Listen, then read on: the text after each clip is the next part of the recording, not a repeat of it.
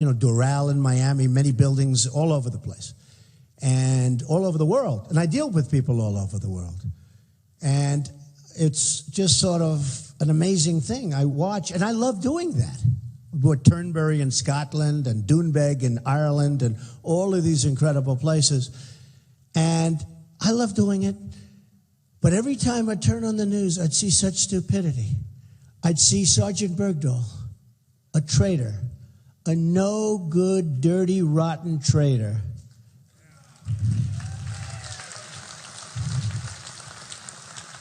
And we knew he was a traitor before we made the deal. They had a general and they had a colonel talking to all of the young people that were with him as soldiers. And what happened? 6 people went out looking for him. 6 people were killed. So 6 people were lost looking for him. And what happens now? In the old days, he would have been shot for being a traitor. He's going to get nothing. I heard the other day, I was watching, they've recommended no jail time, no nothing. I mean, seriously, in the old days, when you were a young guy, right? When I was here, they would have, it's gone. When we were strong and when we were smart. You're a traitor, you're shot. So he went out, he left, he deserted, he left, and they recommended nothing. But here's the thing. So we knew he was a traitor, and we made the deal anyway. I wouldn't have made the deal. I would have said, oh, he's a traitor? That's okay. They can have him for the rest of his life.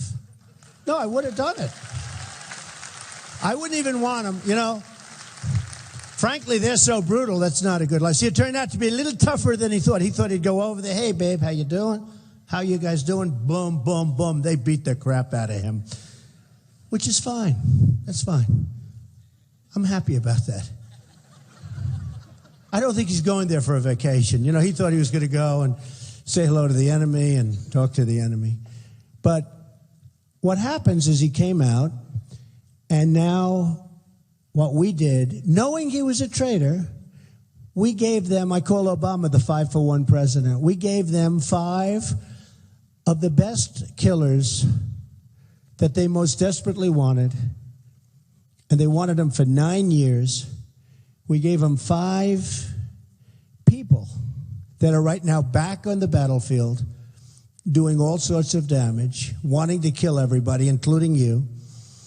And that's our deal. I call them 5-for-1. And the one's no good. Frankly, I'd take the one, drop him right back where the hell he came from. You want to know the truth. I really would.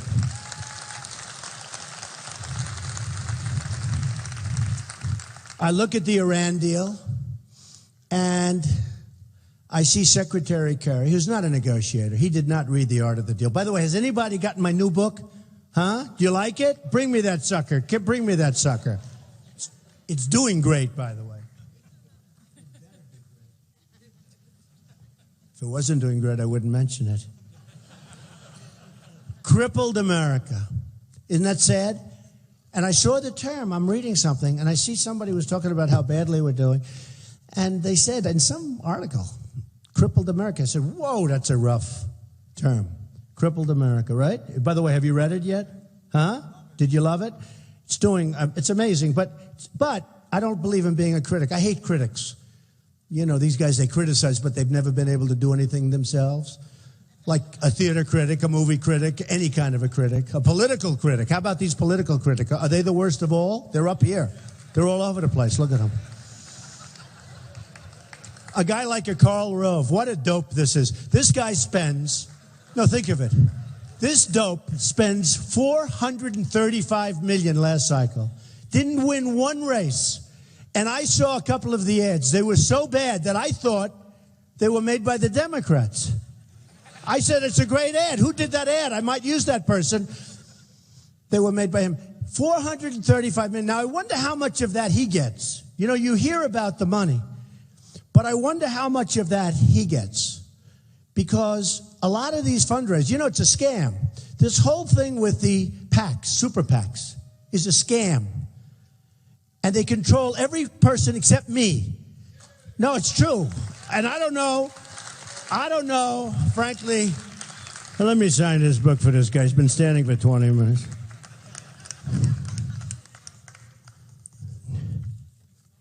Terrible picture. You know what happened? Simon & Schuster, who's like the Harvard of book companies, they wanted to do this book so bad.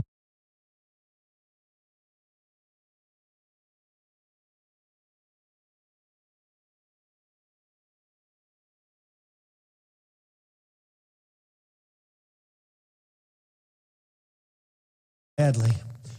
And they sent this fantastic photographer.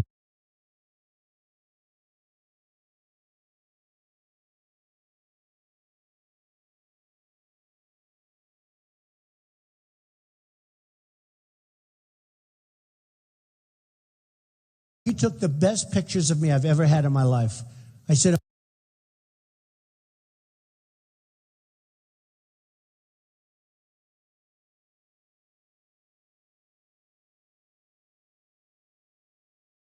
am I really that handsome? I was smiling. A couple of shots are fired in the air. These guys run like a bunch of thieves, which they are. Our allies, our allies. And ISIS picks up the weapons, the Humvees, the this. It's just incredible. Whatever happened to General George Patton? Whatever happened to MacArthur? No, whatever happened to these guys? We have those guys. You know, we have guys we have incredible guys. West Point. I went to school near West Point. These guys are tremendous guys. We have them. We got rid of one of our best generals because he used foul language. I want a guy that uses foul language. So I had a picture taken, and the picture is horrible. And I said, that's the one we have to use. Because this picture, I didn't know they were taking it, and I have no smile. I'm just sitting there, and it's mean. But we have to be mean now. We can't be, right? Terrible picture. He said, no more Mr. Nice Guy. This is not...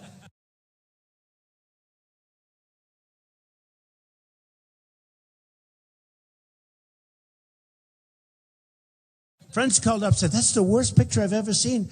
I had all these beautiful smiling pictures. You know, how can you say crippled America with a picture? Right? Here you go, baby. I love you. Thank you. So we have to find ourselves, and I will find it, because that's what I do. I find great people. You know, deals, I've been a great deal guy.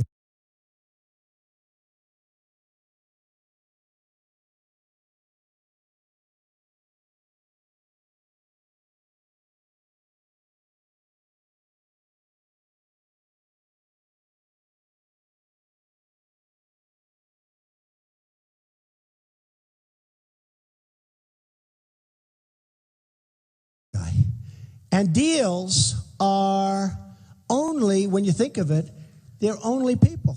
It's about people. All deals are about people. And that's what I like. That's what I love doing. I get treated, I've always been treated nicely by the financial press, because and then I turn on the television. How did Trump do? Oh, he's okay. He was very low key. He was very low key. I don't know. I say, low key, I'm screaming at Kasich. Right?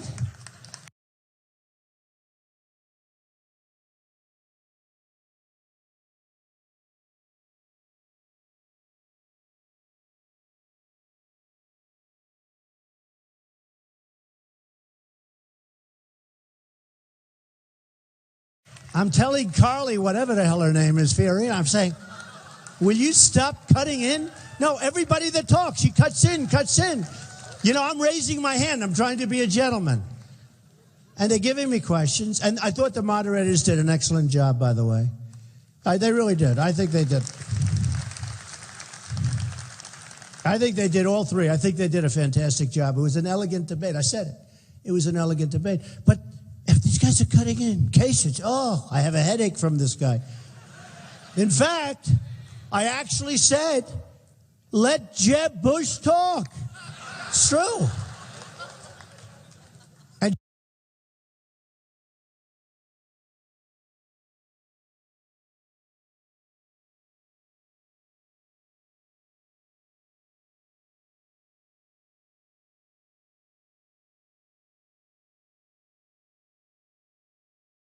Jeb didn't know whether to thank me or not. He goes, thank you, he wasn't sure. But I was being serious. Let him talk. Kasich, guy's bugging. Oh, he's terrible. And he had a bad debate because he looked angry. And angry's okay in the right place. But you had people that...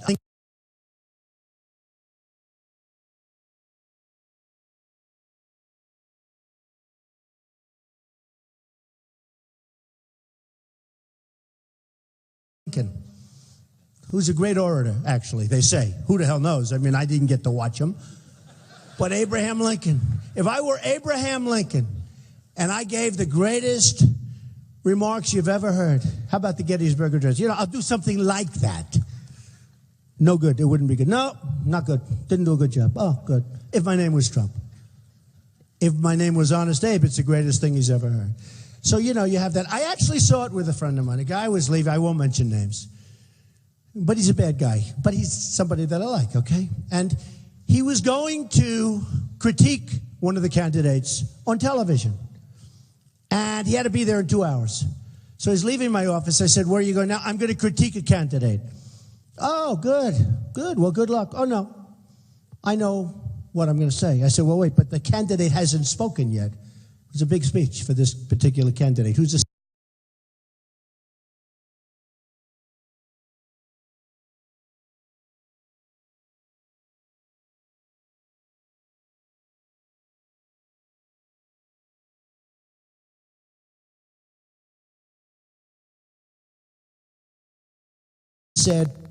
sad figure.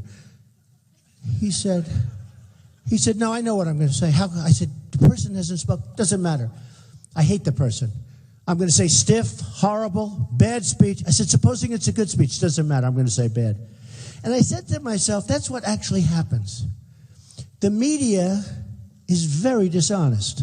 Unbelievably dishonest. Unbelievably. They're bad. They're bad people. Now, you have some good, and you have, you know, obviously, you have some good ones. And I've met some really good people, media people, in the politician business, in the political business. But you have some unbelievable scum. You really do. God, they are just absolute bad people. And they're so totally dishonest. And this case of this guy leaving my office telling me that he's already written his remarks about this event that hasn't even taken place. And they were horrible. And then I see him later, 2 hours later on television. The speech was horrible. It was stiff. The guy actually did a good job, and I'm hearing what a disaster he was. It's no different. It's no different. And it's very unfair. And it really forces a lot of good people out. You know, people have told me, and I've always heard this, when you're a very successful person, successful even, but if you're really successful, I've always heard from the time I'm a little boy, you cannot run for president. You can't. I never understood. I said, I wonder why that is. But I do understand that, you know. I've done hundreds and hundreds of deals. They never talk about any of the good ones. When you do hundreds of deals, hundreds of transactions, and, you know, obviously most of them are good because I'm worth like many, many billions of dollars. They're good deals. And the only reason I say that is because if they're not, then I shouldn't be the one negotiating with China. And believe me, I will be good. I'm going to be good. But I get a call from this sleazebag reporter a couple of weeks ago. We're doing a story on this. 4 deals. Now, they happen to be 4 not good deals, but I made money on all of them. You know why I made money? Because you see a really good guy when you can make money on bad things. Markets change. Lots of things happen. So I said, Mr. Trump, we're doing a story on Bing, Bing, Bong, and Dat. I said, well, what about the good deals? No, we've decided we don't want to do. Oh, you only want to do, so you're going to take a tiny little percentage, you're going to do a story. And I said, you know, I made money on all those deals. And it was bad, a lot of bad things. Markets were terrible. Markets crashed. Not my fault. Markets crashed. But I always blame, you know, it's my fault. It's always our fault if we're involved. But I said, you know, I took those deals and I made them really good, and in one case, great. Better than if the market stayed good. Actually better. Does that make sense? I made it better. called the bank. I did a number in the bank. I'm very proud of myself. I did a lot of, these bankers are not the nicest people in the world. Just don't feel bad. Somebody said, well, you hurt the bank. I said, the bank is vicious. It's headed by one of the most vicious people on Wall Street. Who cares? And that's the way I feel. So they'll do a story, or they did a story. I don't know. I don't even read this stuff anymore. I get so much publicity, I don't even read it. It just morphs. It's like a big morph. But so dishonest. I say, will you do a story about the good deals, which are by the hundreds? No, we're not interested in that. Oh, that's fair. That's nice. You're not interested. So we have a lot of issues. And I tell people, because it's important for the people to know, I talk about the press all the time. I do two things. I talk about ratings because I find ratings interesting. They said the other day, why are you always talking about ratings? You're always talking about ratings. Isn't it terrible? Nobody else does. I said, that's because I'm in first place.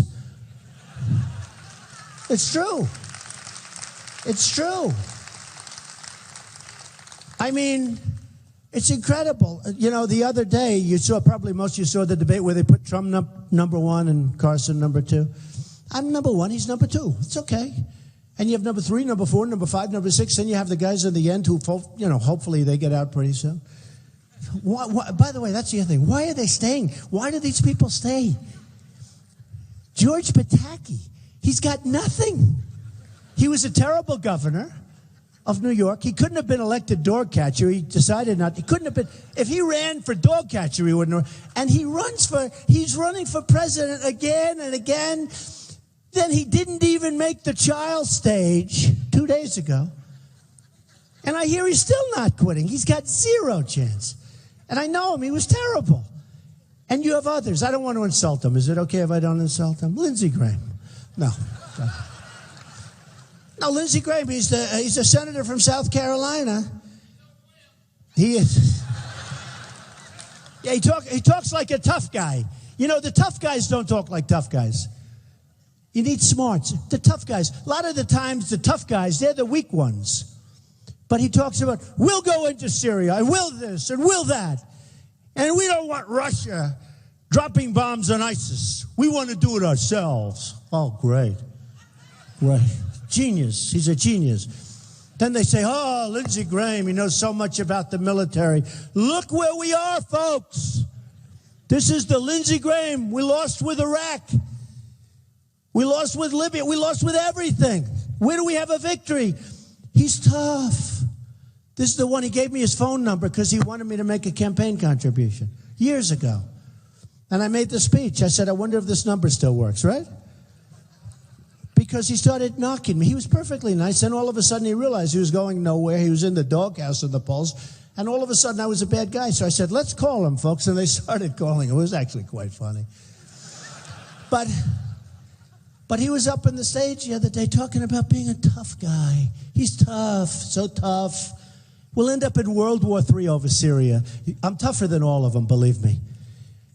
And if we're going to fight, we're going to fight. But it's going to be something important. We're going to end up... We've been in the Middle East for so many years, the longest wars.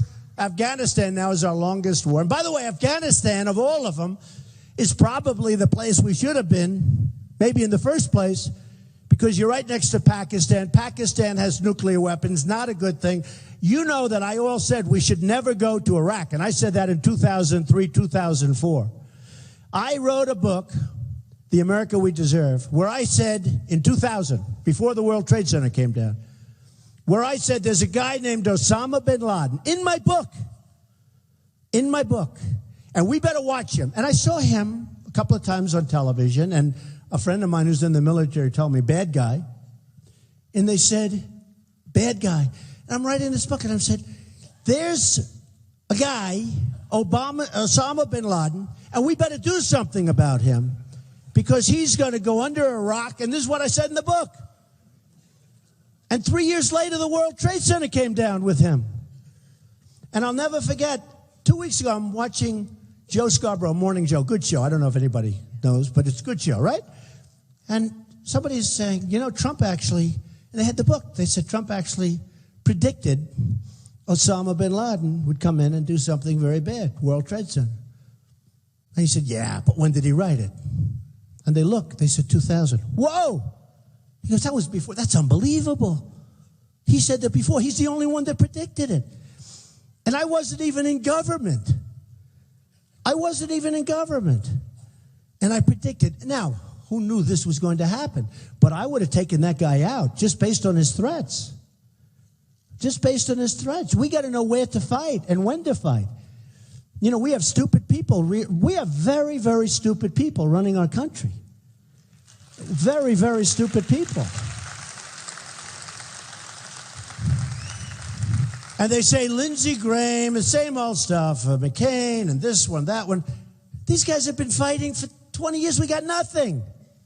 We've got nothing. In Iraq, we spent $2 trillion. Could have rebuilt our country. We spent $2 trillion. We lost thousands of incredible soldiers. We have wounded warrior soldiers all over the place. No arms, no legs. These are the greatest. I love them. They're the greatest. They're much more brave than I am. These are the greatest. The way they live their life. No, they're incredible. I see them working out. They're working out. They're really badly injured, but they're working out. I wouldn't be working out. I'd probably be watching television. Who the hell knows? These people are amazing.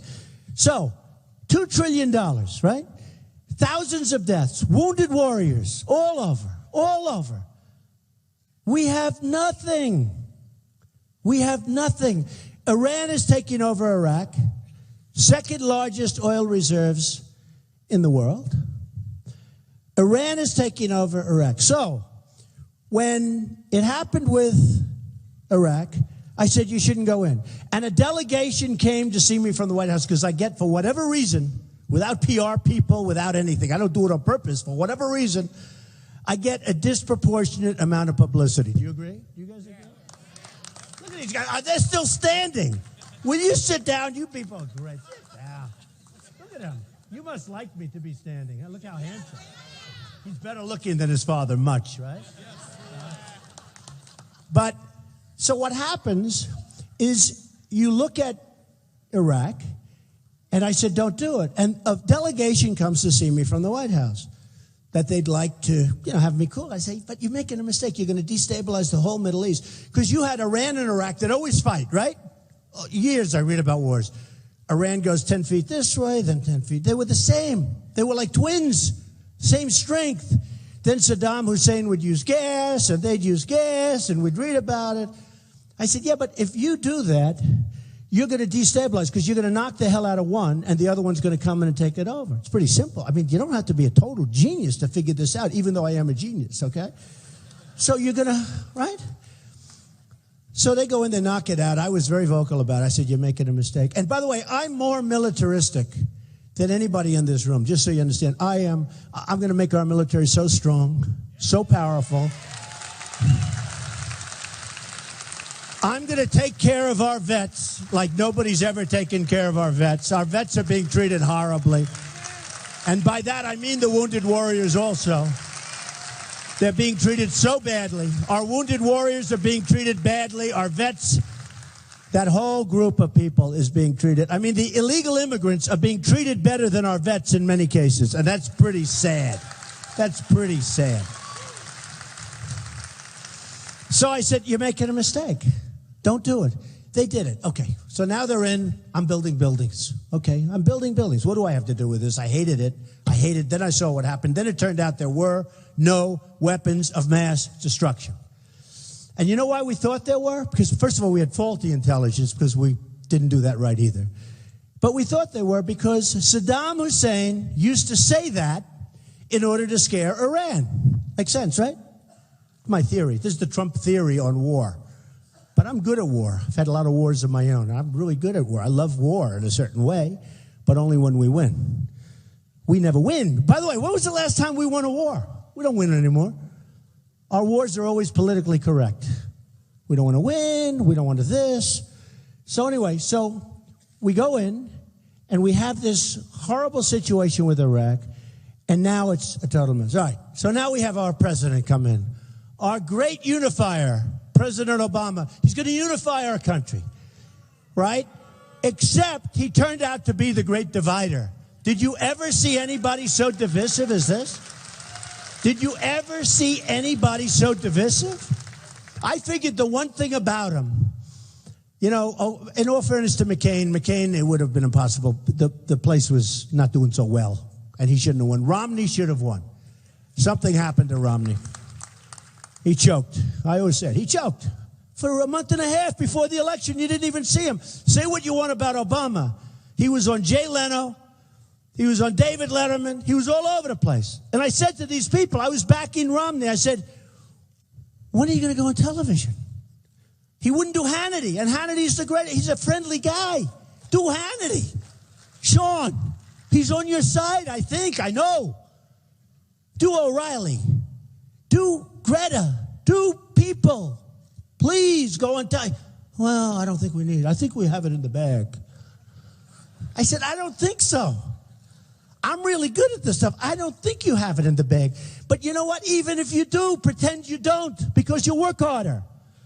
Then he announces he's building a 12-car garage in Malibu, California. So remember that fiasco? This is not what people, and the horses, his wife has horses. Anyway, he loses. We should have won.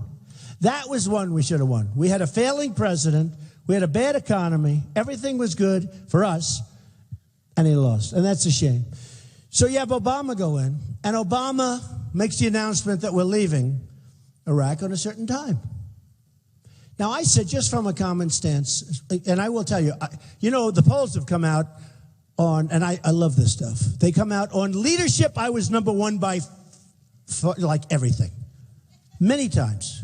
I mean, many times. I don't mean I was up 2 points. I mean, many times. On military, I was up. On terrorism, I was up. Can you believe it? Way up. By many times. By times. Not like 3-9. Like, I don't know, CNZ, you're over there. It's like 38 to a few points. And then, for the economy, it was like beyond belief. The only thing I don't do so well is not everybody loves me. I don't know. And I'm actually a nice person. You know? No, it's true. I mean, my weakness is that people don't know if I'm a nice person. Who the hell cares? We got to straighten out our country. I mean, you can put Jeb in there. You can put this lightweight Marco Rubio in there. Put him in there. He's a lightweight. It's not going to happen. If you do that, it's not going to happen, folks. You're just kidding yourselves. You're just kidding yourselves. We got to bring our country back. We need somebody that can do it strong. A woman came up to me. And said, Mr. Trump, I'm voting for you. You're strong. You're the one I want. But do you think you're nice enough to be president? She said that. I said, you know what? Honestly, ma'am, I don't think this time it's going to matter about niceness. I think it's going to be like I really am competent. I think it's all about competence. It's about leadership. I mean, when I lead by leadership by many times, economy by many times, in the military I lead. And people see that in my book. I said Osama bin Laden. They see that. The president didn't know about Osama bin Laden, but I do, and I'm building buildings in Manhattan. Why do I know about him and military doesn't? And I wrote him in the book. You have to see it. People have gone out to buy that book because nobody believes it. Osama bin Laden, mentioned in the book. I think it's like 2 years before the World Trade Center came down. And I said, this time it's about something special. It's about competence. We got to bring our country back. With all of that debt, with all of the problems, with people wanting to decimate Social Security that people have been paying into for years, and now they want to raise the age, they want to cut the benefit, they want to do everything. With Obamacare, which I will repeal and replace quickly. Believe me. Believe me. Believe me. And what people don't know is that Obamacare is phenomenal for the insurance companies. They're making a fortune with it. And you know, the states like Iowa, if I want to have an insurance company in Iowa negotiate on my stuff in Manhattan, in New York, they have artificial lines around every state where people here can't negotiate. They can't come in. Those guys can't come into Iowa and negotiate. So I get these guys, they walk in, how we doing, fellas? Well, very few bidders. They got a monopoly. And they're smart. They'd rather have a monopoly here, a monopoly in New York, a monopoly in California, than have to compete all over the country where they have a chance at 50 states plus, right? Because it's smart. They're making a fortune.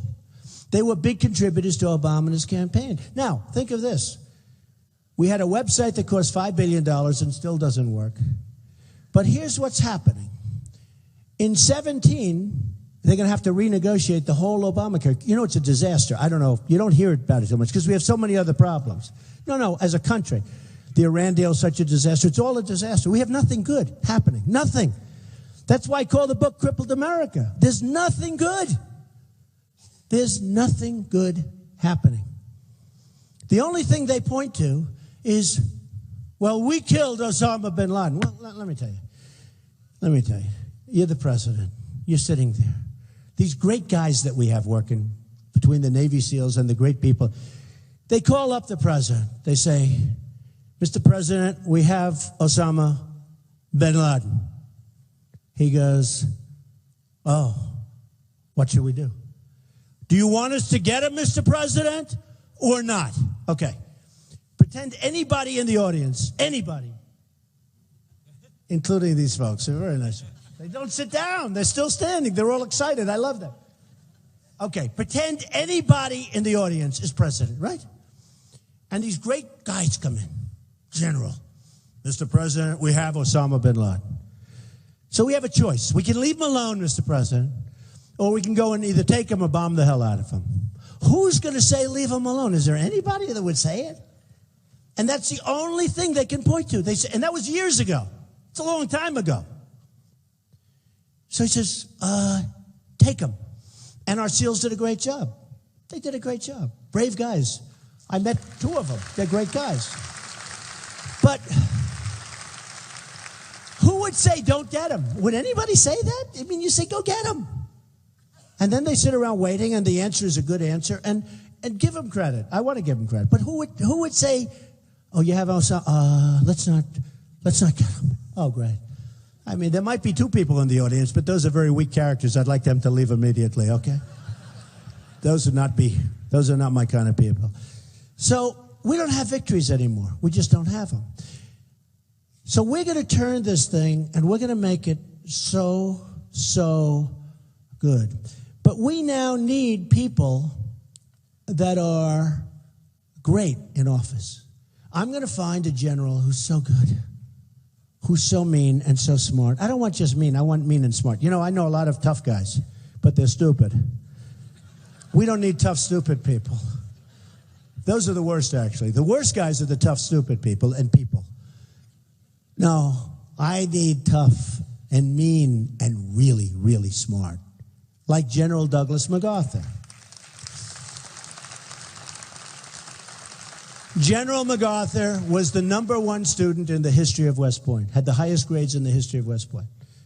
And he was a great general. And he had the image. He'd get off the thing, you know, the plane with the corncob pipe and the hat. He loved it. But now we have television people. They always go on television, our generals. I talk about this all the time because I can't believe. Why is a general on television? Because he's giving signals to the enemy. We have a certain general on television about 2 months ago. And he's talking about how ill-prepared we are. That we've never been so ill-prepared. And the announcer asks, you know, it's a show. And I'm saying to myself, I don't want him. I don't want him talking. Don't say it. Don't talk. Can you imagine the great General Patton sitting on a television talk show? General, these guys are spinning in his grave. So I watch this guy talking. How do you think we could do about ISIS? Can we win? I don't know. They're very tough. They're very tough. They're elusive. I don't know what we do. I say, oh, God. No wonder they're so emboldened. No wonder they feel so. You know, it's like I've heard different accounts from 40 to 60,000 people. Good fighters, ISIS. Good fighters. Smart. Good. And I said, they asked me, so I'm running for president. I'm leading in almost all the polls. And they asked me a question about ISIS. And I say to the announcer, I don't really want to answer it. And the next day, these idiots over here say, Trump doesn't know the answer. The reason I don't want to answer, because I don't want to tell the enemy. If I win, I don't want to have to. Does that make sense? I don't want to tell them. So, 2 weeks go by, and I get the question again. How would you fight ISIS, Mr. Trump, if you're president? I said, do I have to answer it? Do I have to? They said, Mr. Trump, we really think it's appropriate. And I did too, because I was getting killed in the press saying I know more about ISIS than the generals do, believe me. I said, all right, so here's what I do. I hated to do it. Oh, I hated to do it. Because I think I'm going to win. And I don't want these guys. No, I don't want these guys. Because my life has been about victories, in all fairness, okay? It's been about victories. I've had a lot of victories. I'm not like a person that enjoys. You have a lot of people that like to lose, They like to lose. They feel comfortable losing. That's not me. I don't feel too good when I lose. But I said, I don't want to really tell you. But then I realized I had to, because I was getting killed by these people. They said, Trump doesn't have a plan for ISIS. I said, no, I have a plan, but I don't want to tell ISIS what it is. Because I might win. I had to. I said to my wife, I said, I got to tell him about this plan. I'm going to have no choice. Because otherwise I'm not going to win. People are thinking like I don't have a plan. I hate doing it. So I'm on one of the shows, and I said, look, ISIS is making a tremendous amount of money because they have certain oil caps, right? They have certain areas of oil that they took away. They have some in Syria, some in Iraq.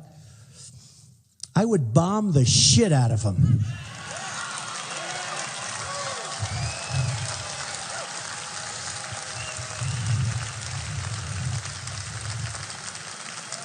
I would just bomb those suckers. And that's right. I'd blow up the pipes. I'd blow up the I'd blow up every single inch. There would be nothing left. And you know what? You'll get Exxon to come in there in 2 months. You ever see these guys, how good they are, the great oil companies? They'll rebuild that sucker brand new. It'll be beautiful. And I'd ring it, and I'd take the oil. And I said, I'll take the oil. ISIS is making millions of dollars a week. Millions of dollars with oil. Now, they're also getting money from Saudi Arabia. Can you believe it? They're getting money from other people. They're getting money through the various banking systems in the Middle East, which are very complex systems. Very, very, I study banking systems. I mean, who's taken advantage of banks more than I have? I'm a professional. Nobody. I love banks. They're the greatest.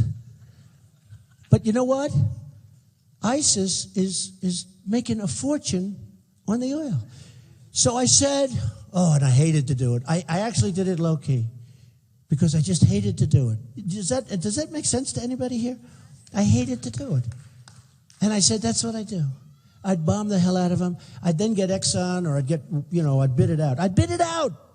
You get this one, you get this one, you get this one. They'll rebuild it so fast. They're incredible what they can do. It really is amazing. And it'll be brand new, beautiful, and I'd ring it. The soldiers wouldn't be in danger. I'd ring it. I want to protect it. And we'll take the oil forever. When we left Iraq, I said, take the oil. Everyone said, oh, that's terrible. That's a sovereign country. They're a bunch of thieves, these guys. They were taking millions and millions in cash and putting it in their pockets. We were delivering satchels of cash there in Afghanistan. It's out of control.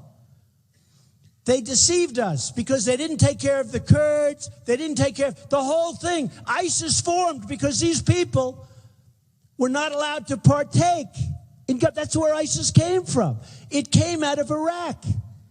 And ISIS turned out to be a hell of a lot tougher than the guys running Iraq. But this is where it all started. What we have created is unbelievable. So now you have Obama, and he's in. And I don't blame him for that, but I blame him for the way he got out. Because he said, we are leaving on a certain date. Do you remember when he announced the date? And everyone said, oh, the enemy's not as strong as they were, in the meantime. The enemy's not as strong as they once were. They're strong. They said, why the hell should we fight? You may think that they want to go to wherever they go. They really don't, if they can avoid it. So they pull back. they say this schmuck is going to leave on a certain date. What do we have to kill ourselves for? So what happens is we leave and they go in and do all the damage that they're doing. You saw what happened today. Massive bombs all over the place in Iraq. You saw that, right? I see everybody shaking their head. Terrible. It's a carnage.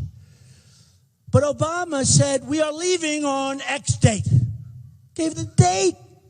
Now I'm sitting there and I say, what? That's stupid to do because the enemy's going to pull back, wait for the date, we'll leave, and they'll go do whatever. And that's what happened. And that's why Iraq is negotiating with Iran, and that's why Iraq is negotiating with Russia now.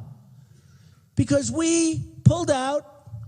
Now, I didn't want to go in, but we should have left our 20,000 soldiers there because we could have stopped a lot of the stuff that's happening now. And then you have Libya under the great Hillary Clinton. I mean, she's the worst Secretary of State. Probably Kerry might go down as worst because, honestly, Kerry made the Iran deal.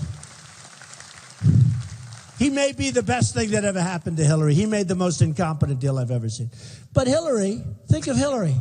Every single thing that she touched turned to garbage. The entire Middle East in her reign and the reign of Barack Obama went to hell. Libya, look at Benghazi, an offshoot. But Libya, and now what we're doing is people are saying, and again, remember, very militaristic guy, very militaristic. But you have people, and you have Assad, and then you have the rebels. How many times have we been backing rebels to find out that they're always worse than the guy that's in there? Right? All the time. So now we have the rebels. We're giving them hundreds of millions of dollars worth of stuff. Russia, because Putin has no respect for Obama. I don't know if you saw him the other night on 60 Minutes with me. We were stablemates, right? He was on, I was on, same time. We got very good ratings that night. I'm taking credit for the ratings. But on 60 Minutes, it was great. But he has no respect for Obama, so he starts bombing, to which I say, that's not so bad. Now, they just blew up his airplane. I assume that was probably a bomb. ISIS actually took credit for it. I think they probably did because they found a timer in it today. Did you know that they find a timer for the bomb today? That's usually an indication that there was a bomb, right? They have a timer. And they announced a long time ago, a while ago, that they blew it up. So he can't be a friend of ISIS. This was a Russian plane. They can't be a friend of ISIS. So if Putin wants to bomb, I say, go ahead, bomb. And we can bomb too. We got to stop ISIS for a different reason. We can't allow people